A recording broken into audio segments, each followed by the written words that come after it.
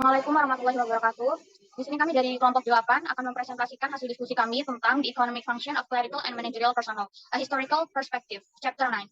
Next, sini anggota kelompok kami ada 5. Yang pertama, Anissa Alsabila Miracle, MPM 015. Yang kedua, Angeli Sisi Rose Adrian, NPM 063. Lalu Safira Zahra Almadea, NPM 224.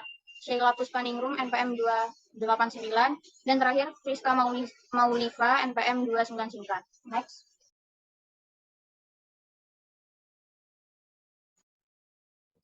Baik, poin pembahasan yang pertama yaitu pendahuluan. Pada presentasi kami ini bertujuan untuk menganalisis fungsi ekonomi dari manajerial dan administratif personil yang ada di Amerika Serikat dengan lihat sudut pandang dari sejarah. Lebih tepatnya berfokus mengenai teknologi dan profitabilitas dan fluktuasi bisnis atau ketidakstabilan bisnis. Teknologi, profitabilitas, dan stabilitas berpengaruh pada perkembangan manajemen. Seperti contohnya yang pertama yaitu kehadiran teknologi canggih bukan berarti tenaga kerja manusia tidak lagi dibutuhkan, namun harus tetap diimbangi dengan kinerja pegawai yang unggul. Maka dari itu, pengembangan kualitas kinerja karyawan dibutuhkan dalam hal ini. Yang kedua, manajemen berpengaruh terhadap stabilitas ekonomi makro. Hal tersebut diperlukan peningkatan efisiensi manajerial dan administratif personil. Terdapat hubungan timbal balik di antara teknologi, profitabilitas, dan fluktuasi bisnis. Selanjutnya ada historical tendencies atau kecenderungan historis. The Nature of Management atau sifat manajemen dari Dumenil and Levy 1992 menganalisis sifat manajemen bisnis dalam hubungannya dengan konsep dasar Marx, valorisasi dan sirkulasi modal, tenaga kerja produktif dan tidak produktif, bunga dan keuntungan perusahaan, dan lain sebagainya. Ditetapkan bahwa personel manajerial dan administratif secara kolektif mengemban fungsi-fungsi kapitalis aktif yang terpisah dari kepemilikan dan bahwa terdapat dipolarisasi dalam manajer kolektif ini antara komponen-komponen kreatif manajemen di satu sisi dan komponen-komponen repetitif di sisi lainnya. Lalu selanjutnya ada the progress of management atau kemajuan manajemen, yang merupakan cara-cara di mana berbagai aspek manajemen dilakukan telah mengalami perkembangan secara historis dengan tingkat yang signifikan. Dan banyak fitur dari transformasi ini seperti dampaknya pada lingkungan dan gaya hidup yang dapat dikritik dalam hal-hal penting, tetapi umumnya mereka diklasifikasikan sebagai kemajuan, modal uang, serta tingkat keuntungan.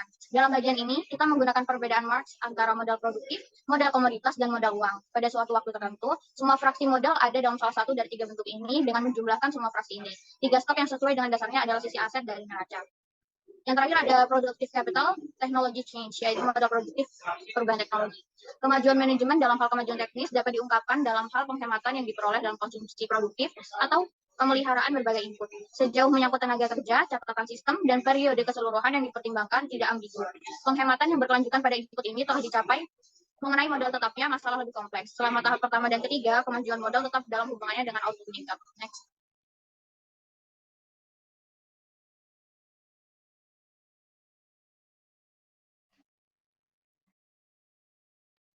Yang selanjutnya adalah tentang persediaan dan uang. Dampak manajemen yang mempengaruhi berbagai komponen modal. Secara positif, manajemen berfungsi untuk menghemat persediaan dan modal uang. Sedangkan secara negatif, manajemen mempengaruhi fungsi instansi. Yang berikutnya ada tingkat keuntungan. Tujuan manajemen untuk meningkatkan keuntungan, analisis dinamika historis manajemen dan evaluasi pengaruhnya yang dinilai pada keuntungan yang diperoleh. Berikutnya ada revolusi manajerial, merupakan suatu perubahan yang terjadi pada pergantian abad dan mempertimbangkan lebih detail relasi sebab akibat antara manajemen dan kecenderungan historis, teknologi, dan distribusi. Berikutnya ada dampak manajemen terhadap kecenderungan historis, yaitu tahap baru kapitalisme yang selaras dengan revolusi manajerial yang diiringi oleh aktor manajerial dan administratif. Revolusi manajerial ini menggabungkan mekanisme dengan model yang tetap stabil. Next.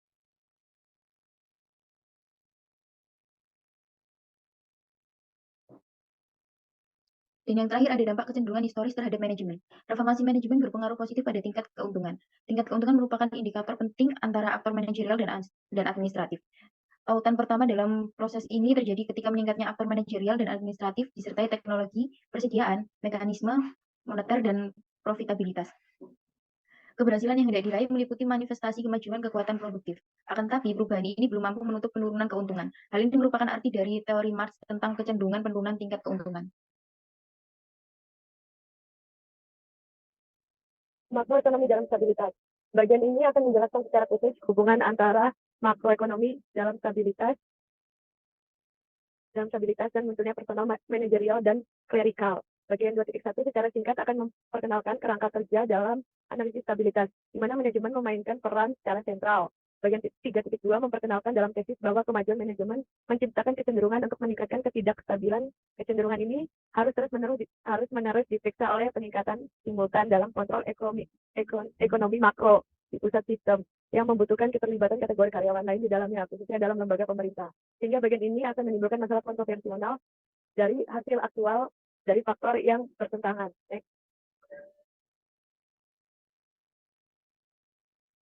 Stabilitas dan manajemen. Bagian ini dikhususkan membahas hubungan antara stabilitas dan manajemen. Hal ini sebelumnya dilakukan pendekatan analisis masalah keseimbangan dan stabilitas yang digeneralisasikan ke semua aspek kehidupan ekonomi, khususnya mekanisme uang dan kredit dan fluktuasi bisnis. Awal pendekatan ini misalnya ketika saat mempelajari pemerataan tingkat keuntungan dihasilkan dari model yang dikembangkan.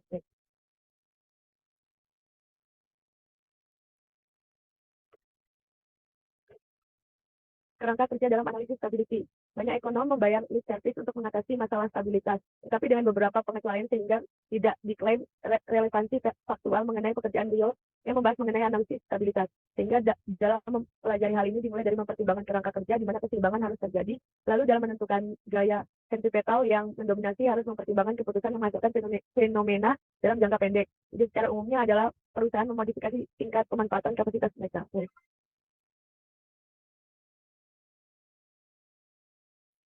Hasil. Bagian ini akan mengingat dua hasil. Hasil yang diperoleh berdasarkan model seperti yang dibuat secara singkat dalam penjelasan bagian 3.1.2 yang dimana dinilai terpenting dalam analisis fungsi, personal, manajerial, dan administrasi. Yang pertama mengacu kepada perbedaan antara stabilitas dalam proporsi dan dimensi dan sifat-sifat kapitalisme dalam dua hal tersebut. Yang kedua, khawatir akan penentuan kondisi untuk stabilitas dalam dimensi dan implikasinya untuk analisis faktual bisnis. Stabilitas dalam proporsi ketidakstabilan dalam dimensi yang dianalisis dengan membedakan antara dua aspek stabilitas. Proporsi dan dimensi yaitu aktivitas dalam jangka pendek dan investasi dalam jangka panjang. Untuk investasi dalam jangka panjang, karena perusahaan memodifikasi rencana mereka sehubungan dengan kapasitas mereka yang kurang ataupun berlebihan. Reaksi ini destabilisasi karena tingkat pemanfaatan kapasitas yang besar merangsang investasi yang terlambat dan permintaan yang ada. Karena keberadaan simultan dari stabilisasi dan dengan ini akan menstabilkan mekanisme stabilitas tidak pernah bisa diterima begitu saja.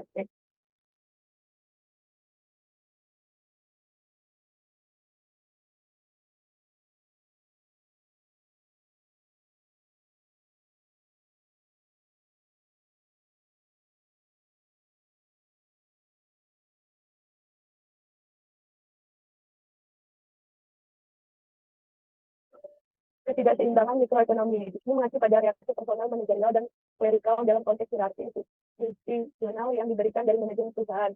Mereka tidak memperhitungkan kehendak satu individu saja, melainkan hasil dari interaksi sejumlah karyawan dari berbagai titik perusahaan, sehingga mendapat jaringan keputusan yang luas. Awal mula gagasan ini muncul dari seorang punya sistem manajerial dan klerikal di swasta dan pabrik, keuangan dan non-keuangan, komponen dan saling terkait erat.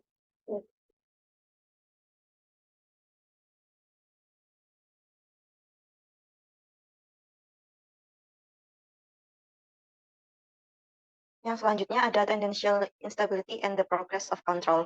Nah, dalam hal ini itu meliputi yang pertama ada tesis ketidakstabilan tendensial. Dalam hal ini tesis ketidakstabilan tendensial memiliki pandangan yakni kemajuan manajemen swasta termasuk beberapa aspek sistem keuangan yang cenderung harus bertanggung jawab atas aspek historis yang berakibat berkembangnya ketidakstabilan serta sistem yang sebagai swasta dan sebagian lagi publik dalam hal tanggung jawab atas pengendalian stabilitas dan juga hasil dari dua komponen tersebut. Selanjutnya, yang kedua ada stabilitas dan instabilitas. Nah, contohnya ini pada Perang Dunia II, pertumbuhan regulasi setelah terjadinya peristiwa tersebut tidak semuanya berdampak baik. Lalu yang ketiga ada penggunaan sumber daya yang efisien. Dalam analisis efek perangkat stabilisasi, sistem manajerial dan klerikal itu kompleks dan tidak hanya mengacu pada kontrol stabilitas. Lalu yang keempat ada pusat dan pinggiran, yaitu sistem klerikal dan manajerial. Nah, analisis ini tidak menampilkan personel manajerial dan klerikal baik yang pinggiran maupun pusat sebagai parasit dan tidak membenarkan jika karyawan pusat bekerja sebagai parasit atau birokrasi yang tidak efisien bagi mereka yang berada di pinggiran. Sebaliknya, analisis ini menekankan sifat saling melengkapi dari dua komponen tersebut. Next. Yang terakhir ada kesimpulan.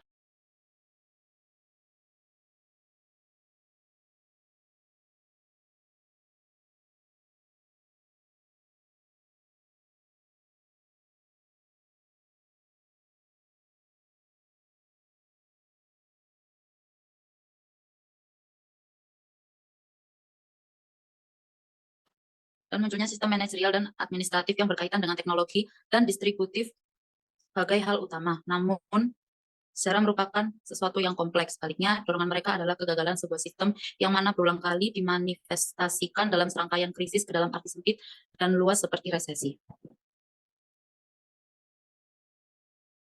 Baik, sekian presentasi dari kelompok kami. Kurang lebihnya mohon maaf. Wassalamualaikum warahmatullahi wabarakatuh.